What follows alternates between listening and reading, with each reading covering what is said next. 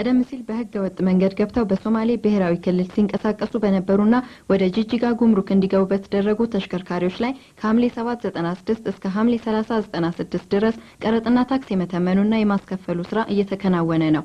ስለሆነም ባለ ንብረቶች ጂጂጋ ጉምሩክ ቅርንጫፍ በመቅረብ አስፈላጊውን የጉምሩክ ስነ ስርዓት እየፈጸማችሁ በተጠቀሰ ጊዜ ገደብ ንብረታችሁ እንድትረከቡ እናሳስባለን። ይህ ባይሆን ግን ከሐምሌ 3096 በኋላ ህጋዊ እርምጃ የምንወስድ መሆኑን እናስታውቃለን። የምስራቅ ቀጠና ጉምሩክ ጽህፈት ቤት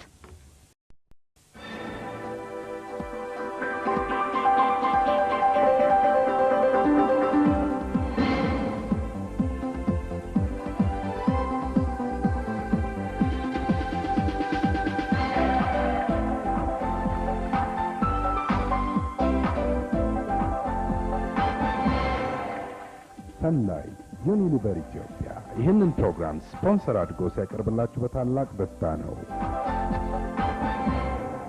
በኢትዮጵያ ቴሌቪዥንና ታሚሶል ኮሙኒኬሽንስ እየተዘጋጀ የሚቀርብላችሁ ሳምንታዊ የጥያቄና መልስ ውድድራችን አሁን ይጀምራል። ክቡራን ተመልካቾቻችን እንደምን ሰንብታችኋል? እዚህ ስቱዲያችን ድረስ ከትሮፒካል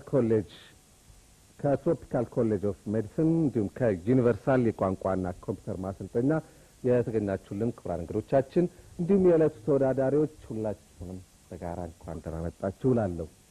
የዕለቱ ተወዳዳሪዎች ራሳችሁን እንድታስተዋውቁልኝ እጋብዛለሁ። እሺ።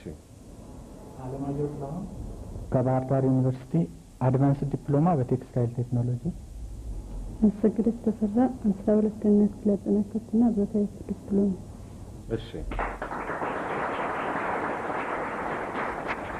እዚህ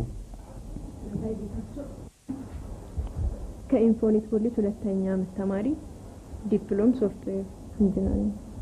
እሺ። ዘላለም ሰለሞን ከባህር ዳር ዩኒቨርሲቲ በኤሌክትሪካል ምህንድስና ቢኤስሲ።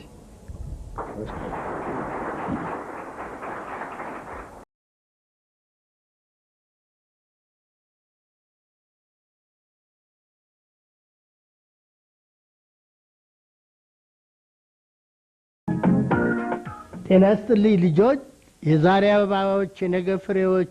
እንደምን አላችሁ ልጆች?